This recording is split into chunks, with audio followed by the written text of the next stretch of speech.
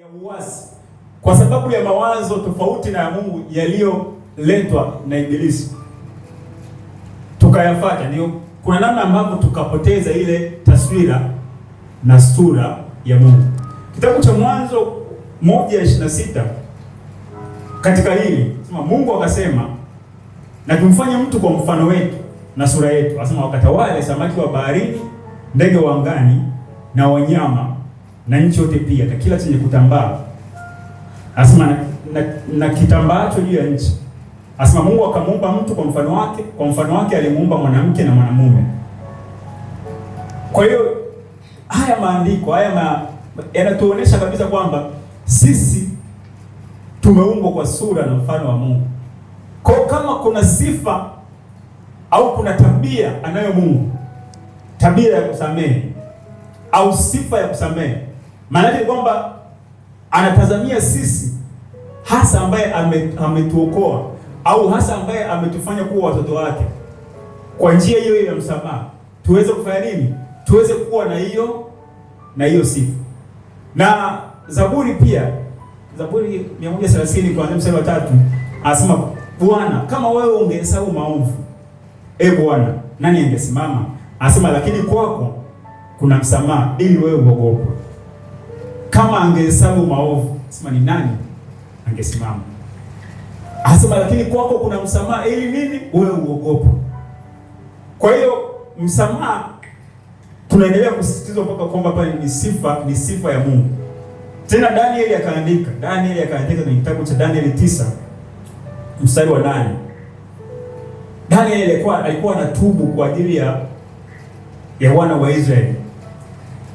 Alikuwa anapeleka maombi yake, lakini alikuwa anaungama, alikuwa anamsihi Mungu kwa habari ya dhambi za wana wa Israeli. Katika sura ya 9 mstari wa 8 akasema, Bwana, kwetu sisi kuna haya ya uso, asema kwa wafalme wetu, kwa wakuu wetu na baba zetu, kwa sababu tumekutenda dhambi. Akasema rehema na msamaha ni kwa Bwana Mungu wetu, ingawa tumemwasi. Anasema wala hatukutii sauti ya Bwana Mungu wetu. Anasema kwa kwenda katika sheria zake alizoziweka mbele kwa kinywa cha watumishi wake na manabii. Akaendelea huko chini, naomba nisiendelee. Lakini katika maombi ya Danieli alikuwa anamuaddress Mungu alivyo. Kwa sababu unajua uwezi ukaenda kwa mtu ukamwomba msamaha ukajua huyu mtu akusamehe alafu unamwomba msamaha, haiwezekani. Unajua sasa huyu mtu hasameheagi. Kuna mtu anakuambia, yaani mimi mtu akishanikosea, mimi na yeye habari naye sina. Siwezi kumsamehe mtu. Amezungumza pengine wazi, alafu na wewe unaenda ina maana Danieli mpaka anaenda kwa Mungu kuomba msamaha ni kwa sababu amesema ametambua kwamba moja ya sifa ya Mungu, asema rehema na msamaha ni kwa Bwana wetu ingawa tumemwasi. Kwa sifa ya Mungu ni ya kuweza kusamehe.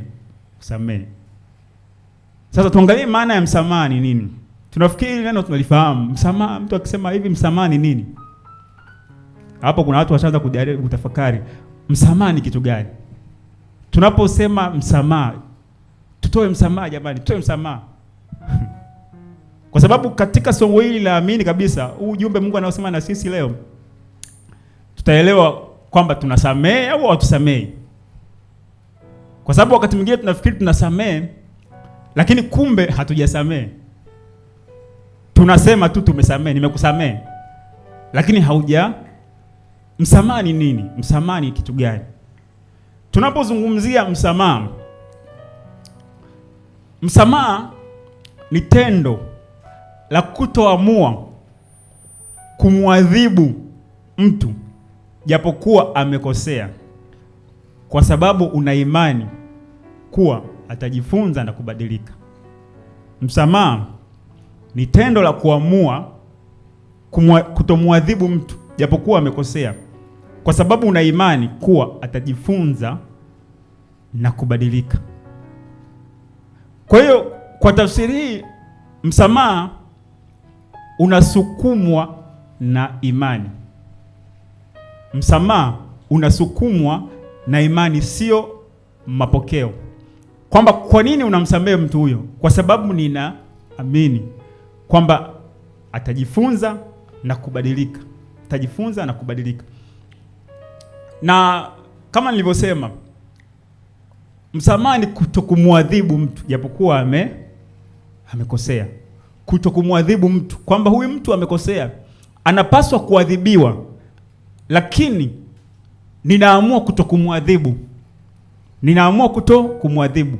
Inawezekana ulitakiwa umfukuze, inawezekana ulitakiwa pengine umpe adhabu fulani, lakini unapoamua kutokumwadhibu kwa sababu una imani atajifunza au amejifunza na kubadilika, huyo mtu tunasema huyo mtu amepokea msamaha. Na katika ulimwengu huu tunaonaga wafungwa huo wanapewaga msamaha. Tunaonaga kuna ile 9 Disemba na siku ya Muungano, siku ya Uhuru na siku ya Muungano. Kuna namna ambavyo Mheshimiwa Rais anatoaga msamaha kwa wafungwa. Kwamba wale wamehukumiwa adhabu, wako kifungoni, wamepewa adhabu kwa sababu wamefanya nini? Wamevunja sheria, wamekosea. Alafu kuna kuja kutokea msamaha. Ina maana ule msamaha unasitisha ile nini? Unasitisha ile adhabu. Kwa tunaposema msamaha, maana yake ni kwamba uwezo ukasema umemsamehe mtu alafu unamwadhibu. Kwa kile kitendo cha kutomwadhibu mtu au kusitisha adhabu, tunasema huyu mtu amesamehewa. Kwa hiyo tunapoona watu wanasamehewa kutoka vifungoni, hiyo ndio namna ya msamaha, kwamba walikuwa wamestahili kuendelea kutumikia vifungo vyao. Lakini wale ambao wanaona inaonekana kwamba hawa watu wamejifunza. Hawa watu kwa namna fulani wamejutia. Majina yanapelekwa kwa mheshimiwa kule, rais anasaini kwamba hawa watu wanatakiwa, anawapa msamaha. Kwa hiyo msamaha ni kusitisha adhabu. Kwa sababu kuna namna ambavyo unaamini. Kwa sababu hata wale wanaosamehewa, niseme hivyo, wanaosamehewa, wafungwa wanaosamehewa, kuna namna ambavyo wanasotiwa, kwamba anaonekana huyu mtu alikuwa na mwenendo mzuri gerezani. Huyu mtu anaonekana kabisa anajutia kosa lake. Huyu mtu kuna namna fulani wale wasaidizi wanaangalia, kuna namna ambavyo wanaangalia, wanapeleka yale majina kwamba msamaha umuhusu kila mtu. Ni yule ambaye ameaminiwa kwamba kuna namna ambavyo amejifunza. Na swala hili la kuachia wafungwa alianza hapa. Hata tukiangalia kipindi cha nyuma, zama za kina Pilato. Pilato wakati Yesu anatakiwa hukumiwe, ameshtakiwa ili ahukumiwe, akaangalia huyu mtu namwachiaje, kwa sababu mashtaka yalikuwa watu wanasema usulubiwe. Akawaambia Pilato kwamba mimi huwa nina desturi ya kumwachia mfungwa mmoja kila sikukuu.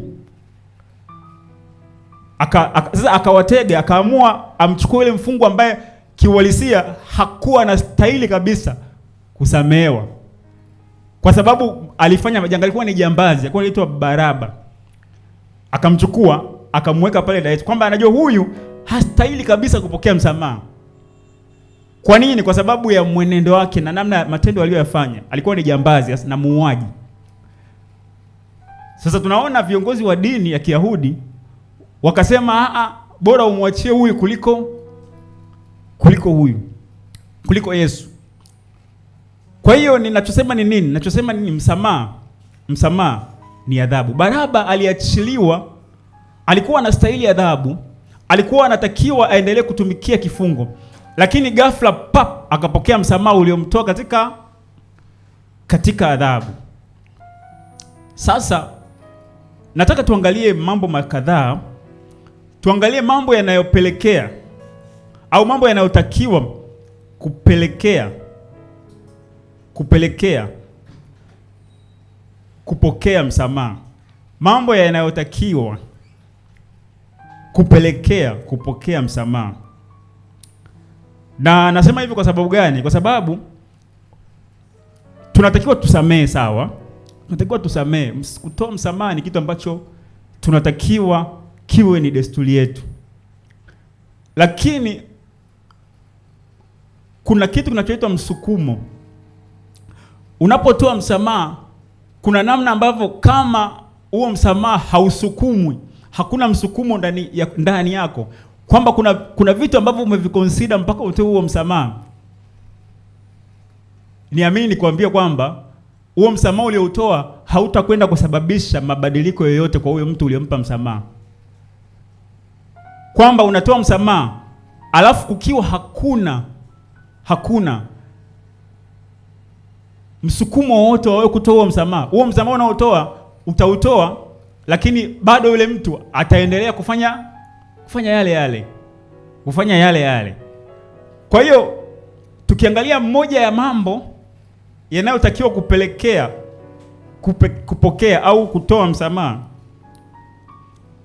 ni kitu cha namna hii. Namba moja, kuwa na imani kuwa mtu huyo anaweza kujifunza upya na kubadilika.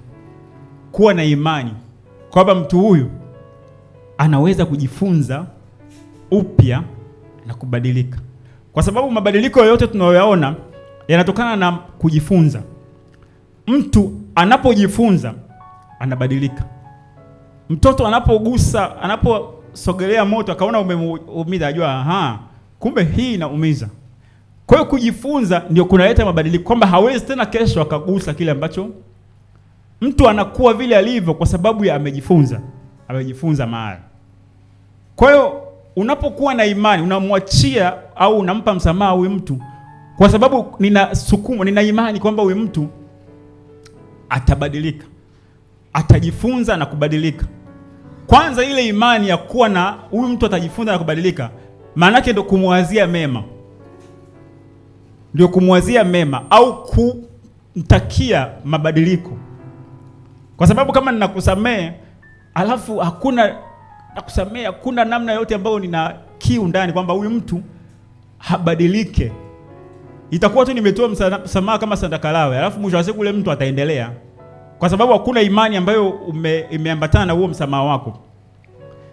Na katika hili tunaona hata kwenye mahakama zetu kwamba kuna namna ambavyo wanaweza wakampunguzia aidha mtu adhabu kwa sababu wameona huyu mtu amejutia. Kwa hiyo kuna namna fulani kuwa na imani kwamba huyu mtu hiki alichokifanya kwanza anajutia, lakini inaonekana kukusudia. Kwa hiyo wanakupunguzia adhabu, kwamba wanakuwa na imani na wewe, huyu mtu hawezi aka. Kwa hiyo kinachosababisha adhabu ipungue ni kwa sababu wamekuwa na imani na wewe, kwamba kwanza umejutia, lakini pia umeonekana kwamba hiki kitu kama amekifanya sio kwa kukusudia. Kwa hiyo wanakupunguzia adhabu. Yaani kuna kiwango cha msamaha wanakiachilia kwako. Kwa hiyo unapotoa msamaha lazima uwe msamaha pia ndani yako uwe umetoa, lakini kuna namna fulani unaamini. Kama unautoa hauamini, yani utakuwa unafanya kama mapokeo. Unajua kuna namna ambayo tunasamehe kwa mapokeo. Lazima usamehe. Unaambiwa huyu lazima umsamehe. Sasa lazima umsamehe kivipi? Lazima umsamehe kwa sababu lazima sisi kama waamini, sisi kama watoto wa Mungu, hatutaki wakati wa tamaa kirahisi. Kwa hiyo ikikaa ndani yako kwanza, hiyo ikijaa ndani yako kwanza, ni rahisi kusamehe. Lakini ukisamehe kwa mapokeo, utakuja kuona mtu ambaye anasamehe kwa mapokeo, kuna vitu ambavyo vinaonyesha kwamba hajasamehe kwa dhati. Utakuja kuviona huko mbele. Lakini ninachotaka kusema kwamba msamaha lazima utokane na imani kwamba huyu mtu atajifunza na atabadilika. Na kuna kitu ambacho hatukifundishaji sana, au katika kanisa uwezo ukakisikia. Kanisa linasisitiza kwa habari ya msamaha. Lakini sifa ya Mungu ni kusamehe. Lakini kuna kosa moja, amesema hatosamehe hapa na huko. Bwana Yesu asifiwe. Sasa tunakoelekea huko, mtu asije mkasema ina maana kwamba na siku kuna makosa ambayo utakiwa tusamehe. tutakuja kuelewa. Kuna kosa moja ambalo Mungu mwenyewe ameshalisema kwamba hilo hata samehe. Yesu mwenyewe alizungumza Mathayo 12:31. Anasema kwa sababu hiyo kila dhambi na kila neno la kufuru watasamehewa wanadamu, ila kumkufuru Roho Mtakatifu hawatasamehewa. Anasema naye mtu yoyote atakayenena neno juu ya mwana wa Adamu atasamehewa, bali yeye atakayenena neno juu ya Roho Mtakatifu hatasamehewa katika ulimwengu wa sasa wala katika ule ulimwengu ujao. Nimesahau kitu. Steve, nenda pale kuna fungua ile capture afu ufanye recording ya audio kwenye computer. Japokuwa tuko live streaming, lakini kwenye capture ile. Okay, sawa. Umeona kwamba kila neno au kila dhambi watasamehewa wanadamu, ila kumkufuru Roho Mtakatifu hawatasamehewa. Anasema naye atakayenena neno juu ya mwana wa Adamu atasamehewa, bali yeye atakayenena neno juu ya Roho Mtakatifu hatasamehewa katika ulimwengu wa sasa na katika ulimwengu ujao. Bwana Yesu asifiwe. Sasa hii kitu haizungumzi sana, kwa sababu kiwalisia kumkufuru Roho Mtakatifu sio kitu chepesi. Kumkufuru Roho Mtakatifu sio jambo jepesi, sio kila mtu anaweza akalifanya. Ni jambo ambalo linahitaji ukomavu wa hali ya juu. Na katika hili Paulo aliandika kitabu cha Waebrania, wanasema ni Paulo, wengine wanasema ni Apolo na kadhalika, lakini tuangalie kitabu cha Waebrania 6 mstari wa 4, amelifafanua hilo vizuri. Anasema kwanza mstari wa 4 anasema kwa maana hao waliokwisha kupewa nuru na kukionja kipawa cha mbinguni na kufanya washirika wa Roho Mtakatifu na kulionja neno nzuri la Mungu, anasema na nguvu za zamani zijazo wakaanguka baada ya hayo, haiwezekani kuwafanya tena upya hata wakatubu, kwa kuwa wamemsulubisha mara ya pili kwa nafsi zao na kumfedhesha kwa dhahiri. Hiyo ndio namna ya kumkufuru Mtakatifu. Yaani wale watu ambao wamekwisha kupewa nuru, kukionja kipawa cha mbinguni, kufanya washirika wa Roho Mtakatifu na kulionja neno zuri la Mungu na nguvu, tayari amesha kukaa kwake na Mungu, kumekuwa na uthibitisho dhahiri, na kwa hiyo hana mashaka, au Mungu ameamua kujifunua kwake katika namna ya karibu kabisa, katika namna ya karibu kabisa. Alafu mwisho wa siku anakuja anamkana Mungu, anamkana Mungu na nguvu zake. Tukasema maandiko kwa maana ya kwamba kwenye kitabu cha, tulishia hapo kwa kitabu cha Waebrania 6:4, akasema kwa maana hao waliokwisha kupewa nuru na kukionja kipawa cha mbinguni na kufanya washirika wa Roho Mtakatifu na kulionja neno zuri la Mungu, anasema na nguvu za zamani zijazo wakaanguka baada ya hayo, haiwezekani kuwafanya tena upya wakatubu, kwa kuwa wamemsulubisha mwana wa Mungu mara ya pili kwa nafsi zao. Kuna watu ambao Mungu ametembea nao katika namna ya karibu, kwa mfano kina Musa, lakini pia kuna watumishi wa Mungu hata katika siku zetu. Mungu amewaponya watu, amezungumza na watu, akaona maisha ya watu kabisa yanabadilishwa na Mungu. Kuna namna ambavyo wamekuwa na ushirika na Mungu katika namna ya karibu, kiasi kwamba Mungu amejionesha kwao, kajidhihirisha kwao. Na kwa mtu wa kawaida, maana kwamba asingekuwa na mashaka kabisa na huyu Mungu ambaye tunamwamini. Lakini kwa sababu pengine ya ushawishi wa ulimwengu huu, kwa sababu ya uoga na kadhalika, anaamua kumkana Mungu na nguvu zake. Mtu wa namna hiyo ni ngumu sana. Kumkana Roho Mtakatifu na nguvu zake ni ngumu mno kusamehewa. Kwa hiyo mmoja ya kitu ambacho tulikuwa hapa kwenye, lazima huyu mtu uwe na imani kwamba anaweza kujifunza na kubadilika. Sasa huyu mtu ambaye amemkufuru Roho Mtakatifu tayari ashajifunza, tayari ameshajua kwa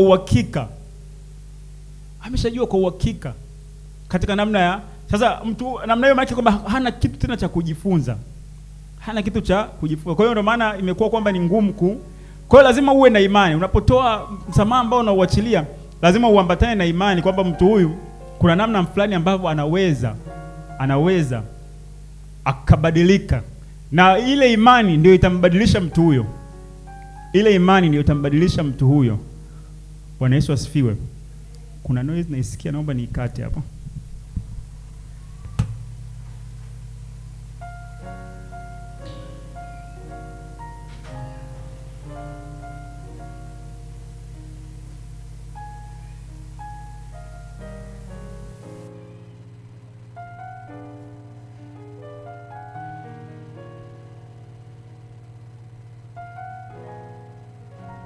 Na kingine pia ambacho ni cha muhimu sana, kwamba unapomsamehe ambatanisha imani kwamba huyu mtu anabadilika. Lazima uwe na hiyo imani ili pia msamaha wako kumsaidia ukafanye mabadiliko katika maisha yake. Lakini pia kingine ambacho ni cha muhimu sana, cha muhimu mno, unapomsamehe, moja ya mambo ambayo yanaweza yakakupelekea au yanaweza yawe yanatakiwa yapelekee mtu kupokea msamaha. Sababu ya kwanza nisema imani, kwamba wewe na imani inaweza kubadilika. Lakini pia pale ambapo anaungama au ana confess, anakiri kosa.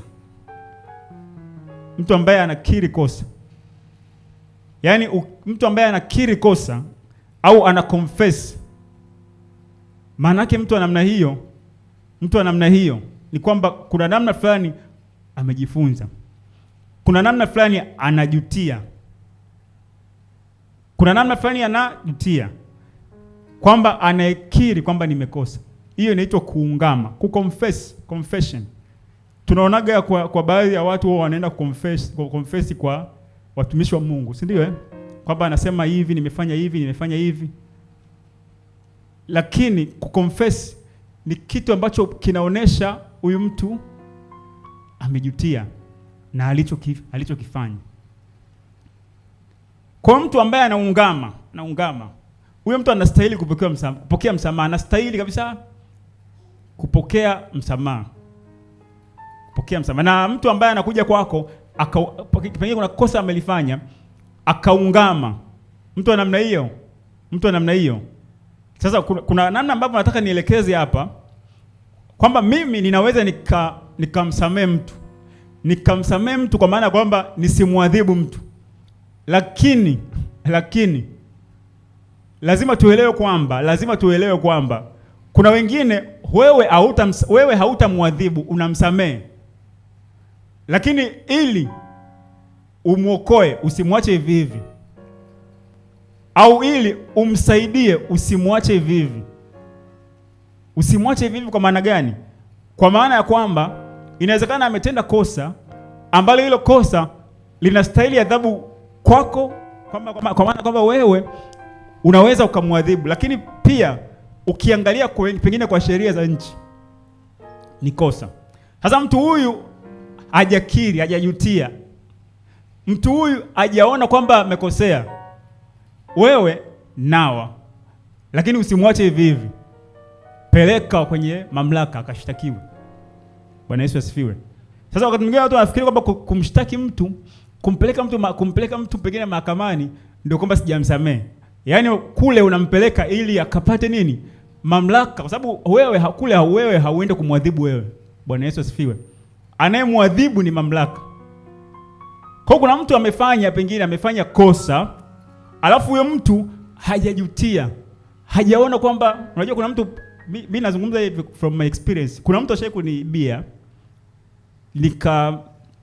nikamkamata, alafu akaonesha kujutia kweli. Yaani ile naomba msamaha. Yaani akaonesha, nikalipima ile kosa, nikaona wewe tu nimwachie. Umeona? Hata kuna mtu mwingine anakomaa, peleka ndani. Bwana Yesu asifiwe. Ili akaadhibiwe. Sasa mtu anasema huyu jamaa hajamsamehe, mimi sijamwadhibu. Sasa mbaya zaidi ni ile kwamba umemkamata na wewe umempa kisago, maana kwamba umemwadhibu wewe, alafu na amepelekwa pengine mahakamani kule akaekwa ndani. Kwa mimi sitomchukulia hatua, lakini nitawapeleka kwa ambao wanaweza kumwadhibu ili kuiokoa roho yake. Kwa sababu adhabu ya mamlaka haufi, lakini cha moto nakiona. Alafu kitoka hapo, ndio maana sehemu ya magereza wanasema ni ukiangalia zile uniform zao, wanasema ni mafunzo, sio marekebisho, sio. wanahusika na swala la kurekebisha watu tabia. Bwana Yesu asifiwe. Kwa hiyo hii kitu cha kuungama, mtu ambaye anaungama na kiri kosa, wakati mwingine yani una namna fulani ambavyo anaweza ikamsaidia usimpeleke hiyo hatua ya pili. Usimpeleke hiyo hatua ya pili. Kwamba mimi sina shida na wewe, lakini kwa sheria za nchi, kwa sheria za ulimwengu huu umekosa. Kwa hiyo unatakiwa nini? Kupelekwa kwa nao huko, kama watakusamea, kwa sababu nao pia wanasamea. Najua tunawanga sema kwamba hata mamlaka hizi zinaweza zikakusamea kama zitaona huyu mtu amejutia. Ukiwa huko ndani umejutia na una ile kwamba unaona kabisa huyu mtu kuna namna fulani hatarudia. Kwa hiyo kuna misamaha ambayo unaweza ukaipata. Pengine kwa kama nilivyosema, Mheshimiwa Rais anatoaga msamaha, si ndio kila mwaka mara 2. Kwa hiyo ndivyo ilivyo mtu ambaye haungami, akiri. Yaani mtu wa namna hiyo. Lakini pia kuna kitu mmoja nataka nikielezea hapa kidogo, kwa hasa kwa sisi ambao tu kwenye ndoa. Na wengine mtakuja kwa kwenye ndoa. Sasa mtu wa namna hiyo pengine anakosea lakini bado anakomaa, yani hataki, unajua kabisa amekifanya kitu hiki, amenidanganya, huyu ni muongo, lakini hataki kukiri, kutubu kwamba kwa kweli hapa nimekosea, nisamee. Huyu naye pia unampeleka kwa mamlaka, lakini mamlaka unampeleka peleke kwa Mungu. Mwambie Mungu, wewe ndio uliyenipa. Sema utanipa mke mwema. Ulisema utanipa mwenzi wangu wa kufanana naye. Mungu, nakuachia huyu mtu. Hebu ni rekebishie. Kwa sababu kama mamlaka za wanadamu zinaenda kwa ajili ya kurekebisha, unapewa adhabu ili nini? Urekebishike. Na kwa mwenzi wako hivyo hivyo, kama hataki unaona kabisa amefanya kosa, alafu bado anakomaa, anasupaza shingo, unamwachia mamlaka kwamba mimi sikuadhibu, mimi nimekusamea, lakini kwa sababu unaendelea na unashupaza shingo, unaambia Mungu, huyu mtu wewe ndio ulioniunganisha naye, kwa sababu alisema aliyekiunganisha Mungu mwanadamu asifanye nini? Asikitenganisha. Wewe ndio ulioniunganisha naye, ndio ulioniunganisha na huyu mtu. Ninakuomba shughulika naye.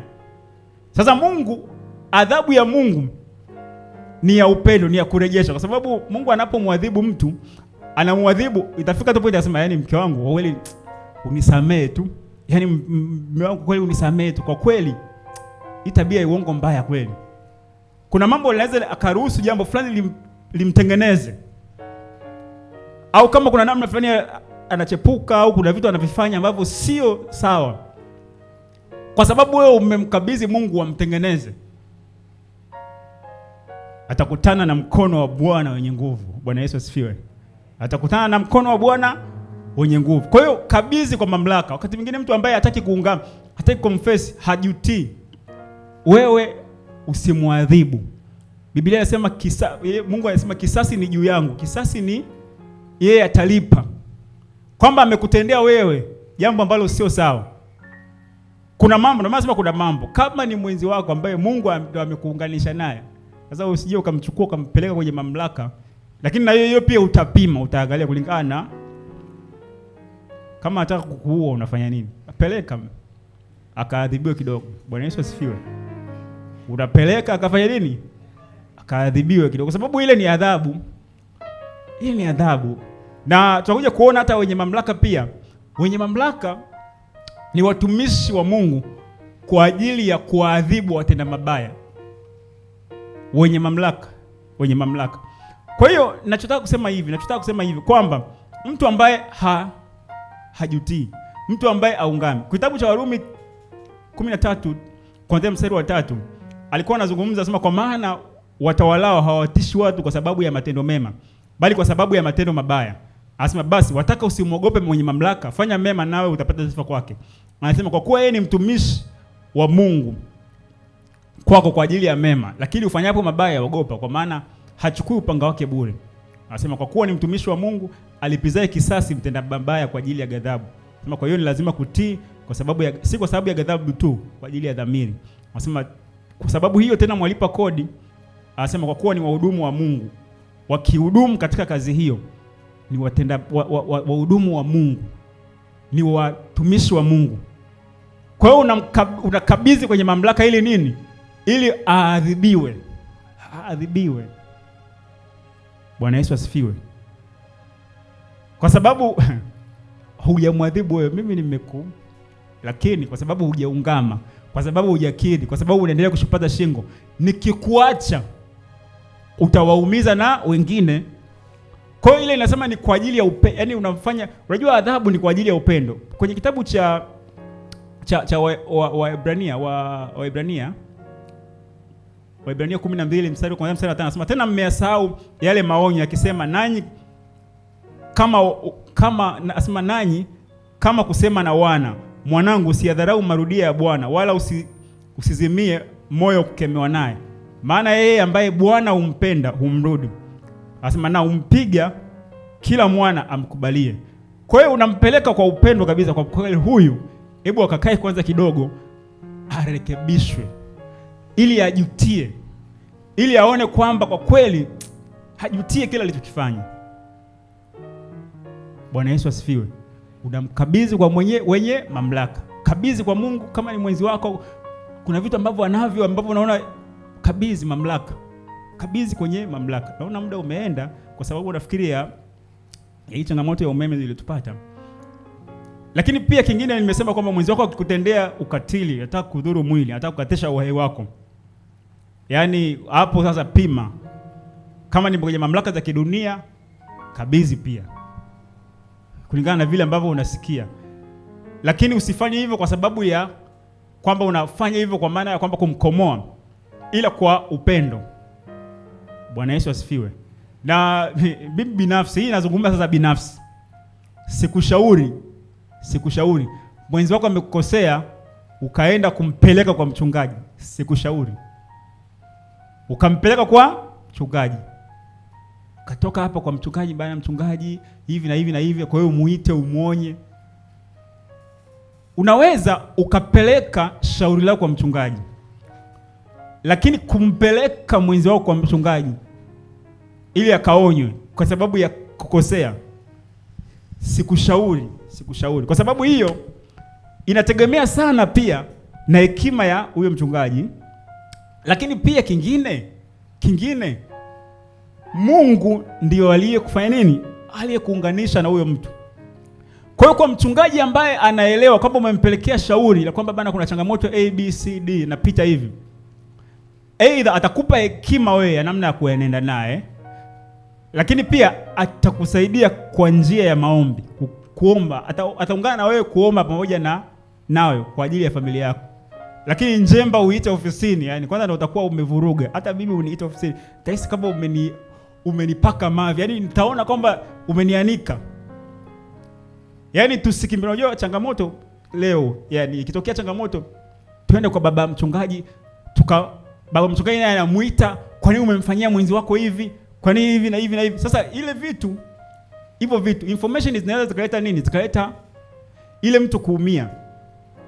Kwa nini nashauri sana kama ikitokea hivyo ukimshirikisha inakuwa kwa ajili ya kukuombea. Yaani ukimshirikisha mchungaji sio mbaya, lakini inakuwa ni kwa mchungaji ambaye ana hekima, atakupa hekima tu namna ya kufanya, aidha namna ya kuenenda au namna ya lakini kumuita mwenzi wako kuanza kumkemea, yaani hiyo mara nyingi inakuja kuharibu uko mbeleni.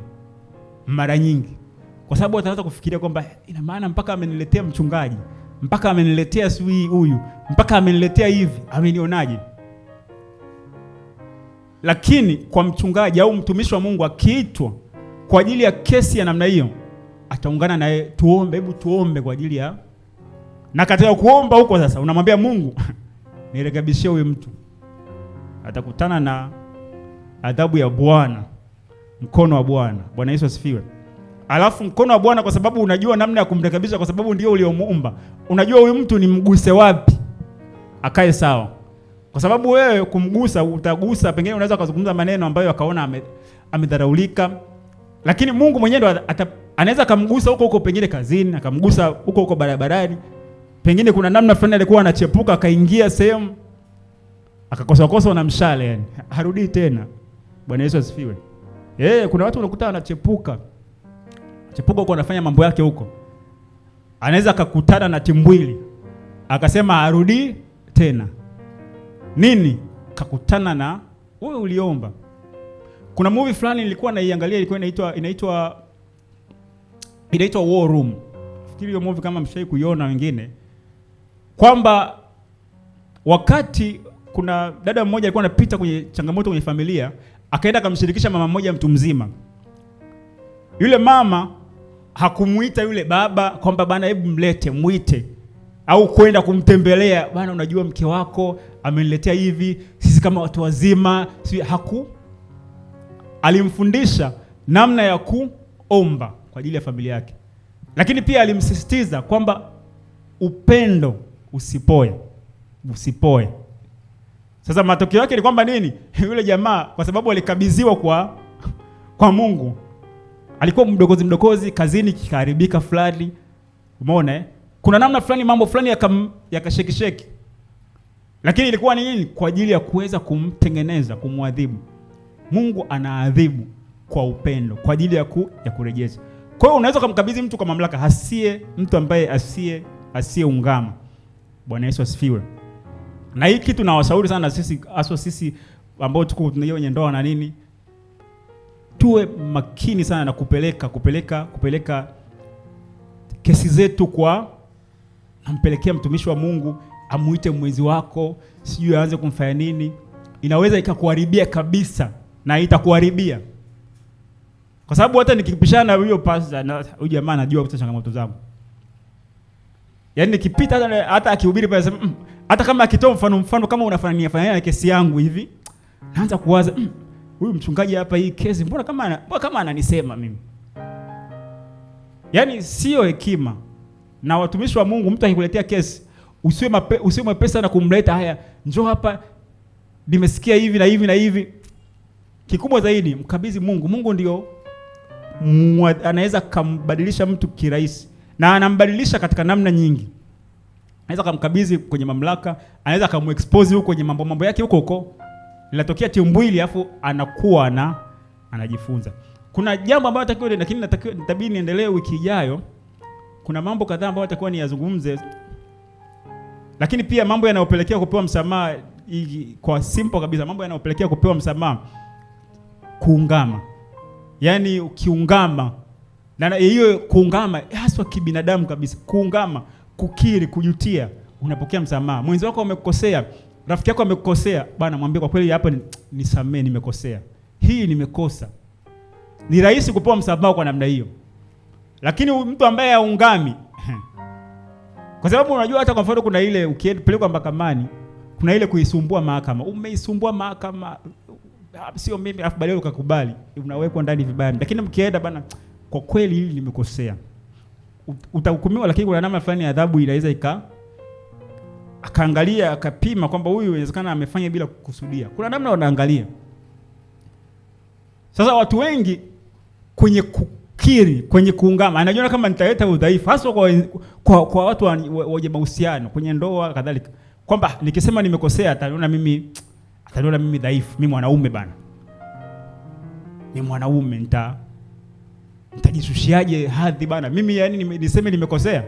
Unajua wazee wa zamani, nilikuwa namsikia mtu mmoja, wazee wa zamani alikuwa akikosea, akijua amekosea, utashangaa umekula doti ya kanga, umepelekwa. Yani kuna namna fulani ya kuonesha kwamba nimekosea. Hakwambia bana nimekosea, nisamee. Kuna namna fulani atafanya vitu ambavyo utaona huyu anakiri. Bwana Yesu asifiwe. Kwa hiyo ukitaka kupokea msamaha pia confess. Lakini pia fundishika. Ukiwa watu ambao wanapelekwa magerezani kule, wanatumikia vifungo vyao, kuna namna fulani ikionekana kwamba hao watu wanafundishika. Kuna ile misamaha ya rais na misamaha. Kuna namna fulani wanaweza wakapunguzwa adhabu. Fundishika. Bwana Yesu asifiwe. Huko tunakoenda tutakuja kuona msamaha tulioupokea katika Yesu Kristo. Lakini pia kuna vitu vingi ambavyo utaangalia. Nataka wiki ijayo utaangalia viashiria ambavyo vinaonyesha kuwa mtu amekusamehe. ambapo hapa ndio tutajua kwamba huwa tunasamehe au hatusamehi.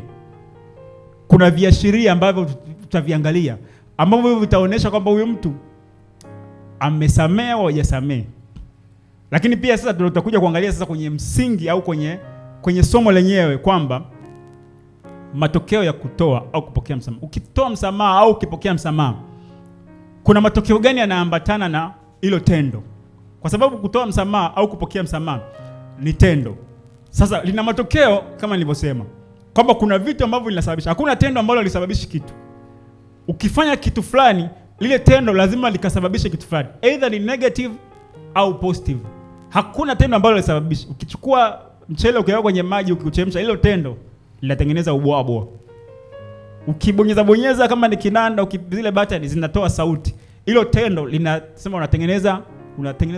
Hakuna tendo ambalo halina matokeo. Kwa hiyo hata msamaha, kutoa, kupokea, kuna matokeo ambayo yanaambatana kwa mtoaji, lakini pia kwa yule ambaye.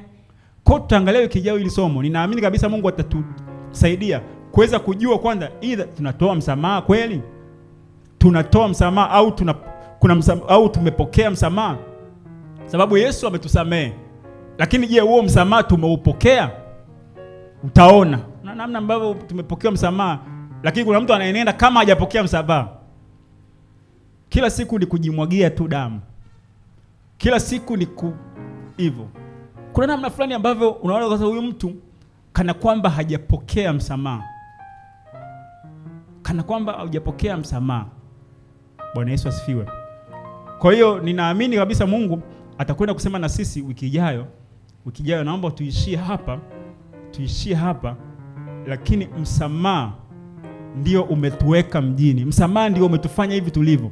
Tumeokolewa na Mungu kwa sababu ya msamaha. Msamaha ndio msingi wa wokovu wetu. Msamaha ndio injili. Msamaha ndio habari njema. Tunaposema tunahubiri habari njema, ni habari ya msamaha na ondoleo la dhambi. Kwa hiyo msamaha ndio habari ambayo imetukusanya hapa, kwamba tumekutanika hapa kwa sababu tunauamini msamaha wa Mungu. Kwa hiyo somo hili lazima lifundishwe tena na tena na tena, na mpaka msamaha uwe ni sehemu ya maisha yetu. Bwana Yesu asifiwe. Na ndio maana tumeona hata leo pia, hata kuna namna fulani naamini tumejifunza kwamba unaachilia, lakini kuna mtu ambaye unaweza ukampeleka kwenye mamlaka akaadhibiwa huko ili ajifunze. Lakini pia unapompeleka kwa nia kwamba huyu mtu aende huko akajifunze, pia hiyo namna ya imani, akitoka lazima atakuwa amejifunza. Sio kumkomoa. Baba kwa nimpeleke huko asema aisome namba. Bwana Yesu asifiwe. Baba yetu, Mungu wetu wa mbinguni, katika jina la Yesu Kristo nakushukuru kwa wakati ambao umesema nasi wakati jioni hii ya leo. Ninaamini kabisa kwamba neno hili ambalo umeliachilia kuna namna ambavyo linatusisitiza, kuna namna ambavyo linakwenda kutufungua, ili Bwana vile vifungo ambavyo tumefungwa navyo kwa sababu ya kutokubali msamaha tuliopokea au kutotoa msamaha, ukatufanya tukwame mahali, Mungu unakwenda kuvivunja katika maisha yetu. Mfalme, ninaamini kabisa kwa njia ya msamaha tulifunguliwa vifungo vya ibilisi. Ulivunja nira za uovu. Kwa njia ya msamaha Bwana umetupa nafasi nyingine, ili hiyo nafasi ambayo umetupa kwa njia ya imani kwamba umetusamehe, lakini ukiamini kwamba unaweza kutubadilisha. Na hakika ndio maana tumekutanika mahali hapa, kwamba neno lako ambalo ndio chakula cha uzima litatuimarisha ili tutembee katika njia zako, na litatutakasa ili tuweze kufanana na wewe. Utukufu na heshima Baba ninakurudishia wewe kwa ajili ya jina lako. Asante Bwana kwa ajili ambao wanakwenda kusikia